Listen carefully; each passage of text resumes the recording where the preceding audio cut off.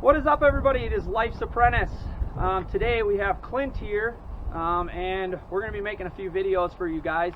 Clint is in the dumpster business, just like a lot of you guys out there. Started small, started as a side hustle. He's actually here buying one of my dumpsters. He is from Madison, roughly about an hour and a half away, and we'll show you his new setup in an upcoming video here. But first, I wanted to talk to Clint about his journey in the dumpster business and kind of what he's learned, where he started, why he got into it, and maybe teach you guys a few things. I think that in some ways, for a lot of guys starting out, he can be a lot more relatable than I can because of scale and things like that. And I just really want to show you guys and talk about his journey in the dumpster business. So, how did you get started, and why did you get started? Honestly, I started this as a secondary business. It came down to I needed another dump trailer for my regular excavating business, and all of a sudden I started looking around and like, hey, what's up with this roll-off thing? And I spent about a year and a half like researching it and saying, is this for me? I bought a setup. After about a year and a half of research, I bought a PJ setup, which was okay. It's a great way to get yourself into the market. If it's a low-cost, alternative, it's very attractive because the trailer is considerably cheaper. It's less than half of, say, a Nedland's or a Protainer or whatever kind you're going to use. But the problem is, eventually, just like I did, you're going to find out that if you're going to scale this thing, you're going to move to 10, 20, 30 dumpsters. The dumpsters are more expensive, and the trailers just built better. I mean, the Nedland trailer is, I'm sorry, it's a gold standard. Yeah, I think you'll agree with that. Yeah, oh yeah, for sure. I've been preaching it for a while, and there's nothing wrong with dipping your toes into the water with PJ and Lone Stars and things like that. But I think if you're really going to take this business seriously and get it to scale, you'll learn pretty quickly that. And you'll see a lot of other people out there filming videos that have started this way and had to shift into different equipment, whether it be a roll-off truck or a different trailer. And that's exactly what you just did. He actually just got a used Nedland's trailer, and we'll show that in another video. We'll do kind of a comparison because his is something that I've never seen. His Nedland trailer is completely different than mine. In one way, but identical in the other way. So you got into the business with the PJ. How many cans did you have? You had 3? So the first day I went home with 1 can. And Okay. I sold my wife on just buying 1 can. I basically bought a glorified dump trailer. A week later, I went and bought 2 more cans, and then I affectionately refer to this as the Play School starter set. That's really what it is. It's a great way to put your foot into the water and say, okay, and not be $100 grand into it. Is this business for me, or is it not? It ended up being for me, and I really enjoy it. It went from a super duper side hustle to a little bit more serious, and now we're upgrading our equipment. Made my money back with that in a short amount of time, and the market is really good right now. Sold it in great condition to another guy down in Tennessee who's, he's going to start up. He's super excited. He's already got a junk removal business, so this is going to supplement his business. And that's great for him. I don't know if he's going to scale or not, but it fits, with those 3 cans. It was time for me to move on to a more heavy-duty setup because we are really going to pursue the really small can and, the more heavy-duty version of this, and we want to get a couple trailers and a lot more cans. And so your goal, you got to the 3 cans, you realized you liked the business, it was working, you were selling dumpsters, you were making money, you were not making a living. Correct. But you were making money, and you realized that you wanted to take this business to the next step. And you figured that in order to scale this and get to where you want to go, where you could really actually make a good living, is that you needed to change equipment. Yes. And obviously get more cans. Oh, without a doubt. Cans are where you make your money. Flipping cans, every customer you turn down because you don't have a can is wasted opportunity. You're not going to get that next call back. They're not going to call you back next time. The chances of that are probably around 10%. If you're constantly without a can, you don't want to have 100 cans and only rent 10 of them, but you don't want to have 10 cans and need 30 of them. It's what I found out really quickly is we were always at that level of, 3 cans, we were always sold out, and another issue is the cans. The cheaper cans are much more expensive for a lesser quality product, in my opinion, a play school starter product. It's not a bad product.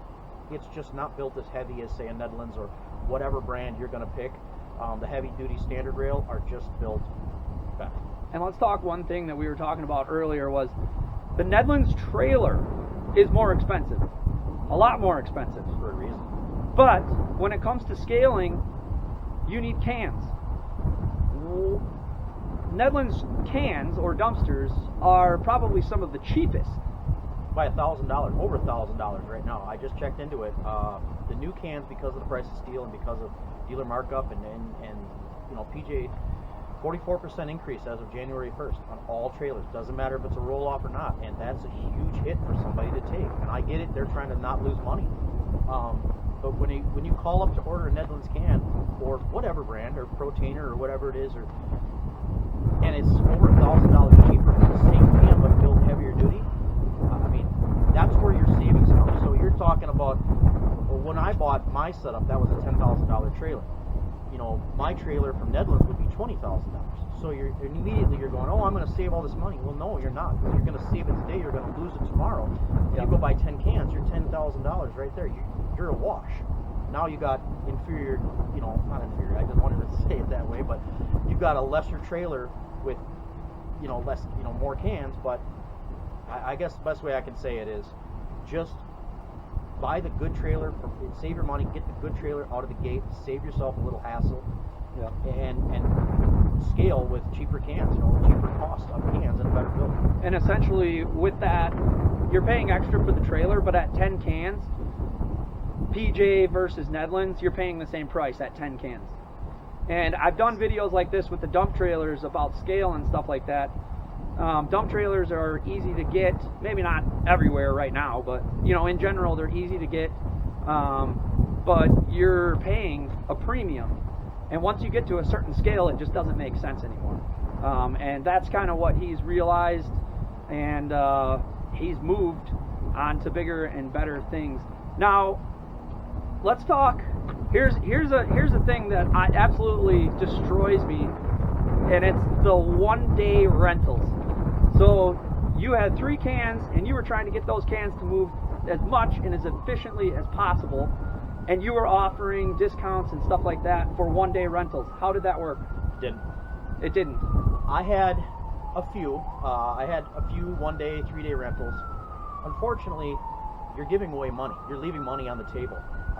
This should be a 7-day rental. I know you say, well, I can turn these cans. But you're not. You're not going to be able to turn those 3 cans every single day. It's just not business. Just hang on a second. I can edit it. It always happens when you have a camera. Always. The loudest siren in the area always comes by when you have the camera out. Always. So we were talking about the one-day rentals before we were interrupted there.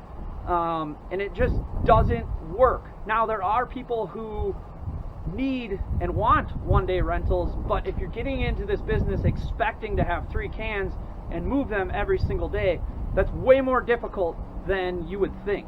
It sounds like a good idea when you think about it, and there are people who need it. The one thing that we noticed right away is major pushback from the customers. The customer, when we started, we were doing a 5-day rental, and even on a 5-day rental, a lot of our customers were pushing back, and we were losing business because of that.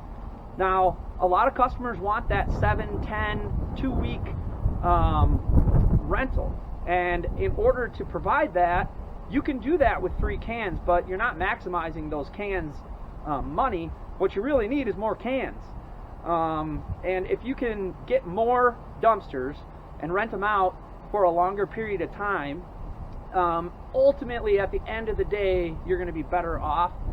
I'm not saying by any means to turn down one-day rentals. Do it, but what you're going to find is it's just not as prevalent in the market, at least my market, his market, and a lot of people that I've talked to throughout the country. It's just not as prevalent as people would like or think it should be. What next? What do I... I'm thinking about the way you said that. I did plenty of one-day rentals when I first started. It's a great way to get a few cans out there, get them rented and stuff. And okay, so you're charging like say $275 or something like that for a one-day rental. Everybody's warm and fuzzy. Now a guy wants a 3-day. Now a guy wants a 5-day. It creates a lot of confusion. You give the customer too many choices, and it they get confused. And then there's a question on pricing. I guess it's more of, okay, so if you rent it for 7 days and it comes back after 5 days, you just got 2 days back. Now you can rent that can out to somebody else. Right. If it goes the full 7 days, not a big deal. They paid for it, they can have it. If it comes back in 2 days, you don't give them anything back. It's a 7-day rental. If they have it full in 2 days, you're good to go. Just take that can, now rent it to the other person. So if you're comparing that to, I can rent it more on 1 day, 2 days, 3 days, you're right. If you can continually move them, you would have to have a massive marketing, schedule to try to rent those 1, 2, and 3 days. Versus 7 days, it's easier. You don't have to move the cans as much, and if it comes back early, which it will sometimes, not a lot of times, but it'll come back in a 3-day, but you rented it for 7. Now you said, hey, I've got a 7-day rental. That customer's paid for it. He's happy. She's happy. I've dumped it. I'm now on to my next rental. It's available. It'll probably come out better in the long run on a 7-day rental. So you had 3 dumpsters. You ran it for 8-9 months with Yep. a 3. Yep.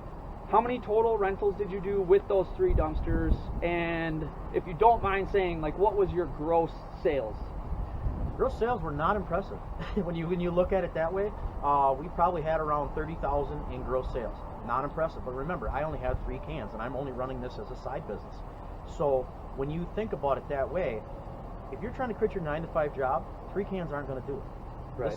This is a great way to segue into it and say, hey, this is something for me, or no, it's not, and get your money back out and sell it to the next guy who wants to try it.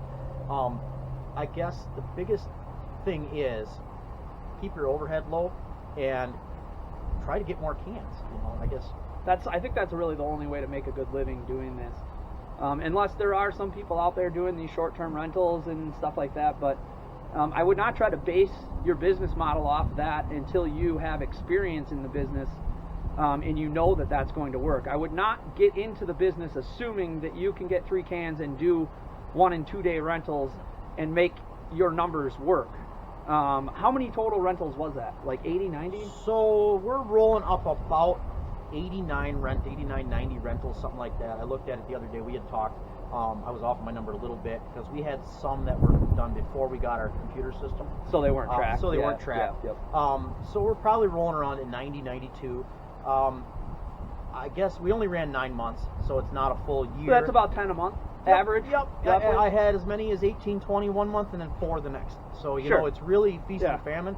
Yep. And again, I'm running this as a side business, and if you're going to get into this business, cans are where it's at. You need to have some marketing. You need to have more cans. If you're constantly out, there's, like you said, there's your message. You need more cans. Yeah. If you aren't renting them, you don't need more cans. You just need better marketing. What do you think the minimum amount of cans, like in our experience, I know my number, what do you think the minimum amount of cans to make $50,000 net a year for yourself, how many cans do you think you need? Net. I'm saying in your pocket to make 50 grand, and that's your salary. Well north of 10. More like 15, 10 to 15, somewhere in there. Again, I haven't ran a full year, so it's kind of hard to say there's your number, but judging off of 9 months, and of course 2 months are these slow months, you know, you got December, January that are in there. Depending on your area, it may or may not be slow. Florida, it's different, but yeah.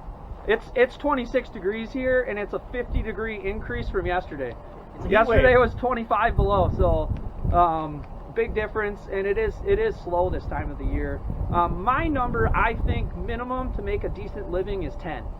I think that you need 10 cans to make a good living. Yes. To clear $50,000. I think that that's possible, but if you can get into that 15 or 20 range, I think you can make upwards 50 to 100,000.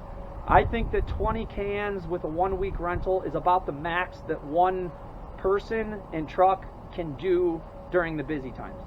And if you're doing short-term rentals or shorter than 7 days, don't even think about getting 20 cans. You won't be able to handle it. I agree. You can't move them fast enough. There's not enough. You need another trailer, and then you're defeating the purpose, you know, of having one guy try to move as many cans as you can. You know, be productive. Your overhead cost. You know, It's a great way to get into it if you're gonna do it, but cans are where it's at. I mean, it doesn't matter the brand you have, you need cans. Yeah. And if you're constantly out, again, get more cans. If you're not, just better marketing. You know, get on Facebook, get on, like you said, Hometown Dumpster. Get on whatever works for you in your area, Thumbtack or whatever it is that works. Hit it hard, and if you're hitting it hard and then you're constantly running out, go back to more dumpsters. Yeah, I'll just check the battery. You guys have heard what he's done so far, and where he came from. He owns an excavating business, so he's a business mind, and he's built and grown businesses before, which is a big leg up from other people. He dipped his toes in, decided it works, he likes it. What now? Where are you going now? More cans. More cans. More cans, more marketing. We decided in the slow section of the year, which is, January, February, we decided to sell our equipment and upgrade to a better trailer. Used trailer, but a much, much better trailer, in my opinion. Now the hurdle is get more cans and go into spring with really, really good amount of cans. We're going to have 3 here, and we're going to get up to 5 here probably by spring. I would say by the end of the year, my low goal, like you said, we always talk about goals.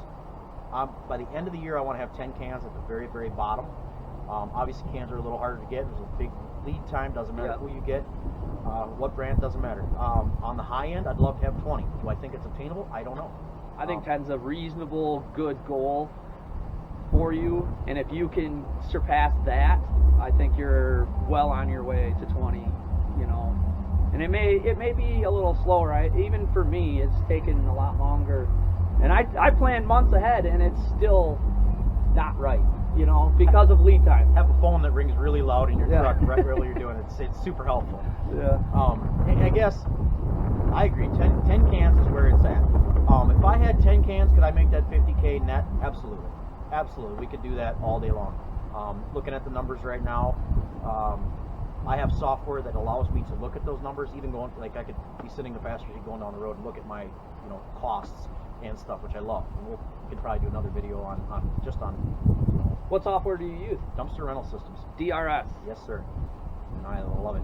I love it, love it, love it. And I know you use Docket, and I know you love it. Yep. I got nothing bad to say about DRS. Really good systems. They really are. And again, we'll probably do a video about that sometime. Yeah.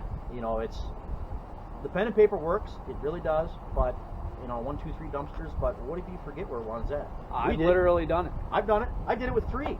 Yeah. My wife and I were talking. We went into the system. We went, hey, it's in Footville. Oh, okay. Yeah. It happens. It was on a long-term rental, and it can happen to anybody, whether you got 100 or 3. Yep. Even when we first started and we were on pen and paper, we forgot where one was, and I had to go back through like 10 or 15 past customers, drive by every one of their house until I found it, because we literally could not remember. So I think the software is something for anyone who's starting. If you have 3 or 300 dumpsters, if you have 300, you need software. But I mean, whether you have 3 or 10 or whatever, software. And there's a link down in the description for a free trial of Docket. Try it, see if you like it. We like it. Nothing bad to say about DRS, but Docket works for us. I know a lot of guys that use DRS, and they love DRS. So get one of them. That's all I have to say about that. It simplifies your life. Doesn't matter it's the Ford Chevy thing. Just pick one. Pick what you like. It simplifies your paperwork, your life, your dumpster locations. You can put in there where they want it, on which side of the driveway. You can put. There's just so many things to add to your business to make your life simpler. And what happens if you have it written on a pad of paper and you had the windows down going on the road and that thing blows out the window? Yeah. Well, now you're back to square one, or going back to search. Or you leave it out in the rain and it all. I've done that too. You leave it out in the rain and then all your writing just smears and turns into a mess. So definitely do that. Well, that's. You got anything else you want to say? You got any advice? What's your advice to somebody who's just starting, maybe struggling, maybe wanting to start? What is something that you can tell them from your experience that they should do or plan for getting into this business? Do your market research. You don't want to go into a section, let's say you live in, I don't know, Dallas, or you live up in Missouri, or wherever it is you live. If your market is unbelievably flooded with these little trailers and these little dumpsters, maybe this isn't for you in that location. Also, do the work of, is there a prohibition in your area? Let's say you're in Washington State. I was just reading about a guy who said, I went and bought a dumpster setup and they prohibit it. They will not take you at the dump. They will not, it has to be, these big carriers that do it. And, he can't even do his business out there. I read about that. Do your market research. Figure out who your customer is. Figure out where your competition is going to be at on price point. Don't race to the bottom. Don't say, okay, everybody else is at $275. I'm going to do it for $150. That's a way to go broke. Yep. Do it. You want to be as high as them, maybe even higher, because it'd be great if they came up to your level. You know how you beat those guys? You outmarket them. You make sure that your name is in front of theirs when the customer is looking. And if they never see those low ballers and those really cheap guys, they don't call them. Make sure you're in front of those guys. You'll get the call even if you're 25-30% higher than the next guy. Have business cards in every single vehicle you own. Your wife's car, your car, even every work truck you have, whatever, you should have a business card with you at all times. Everybody that you know should know what you do. Even friends of friends, it's going to come up in conversation. It's usually like the third question. Oh, what do you do for work? Oh, I do this and this and this. Have a business card with you. Have the ability to talk to people. If you can't talk to people, do it in front of the mirror a few times. You got to get over it. You're going to talk to people in this business, whether you like it or not. On the phone, in person, we're going to have to get used to talking to people. And it's a service business. It's a service business. Absolutely. Yeah. Well, I think that covers it. If you guys have questions for me or Clint, leave them down in the comments. If you like this type of video, leave me a thumbs up, subscribe if you haven't, and we will see you on the next one.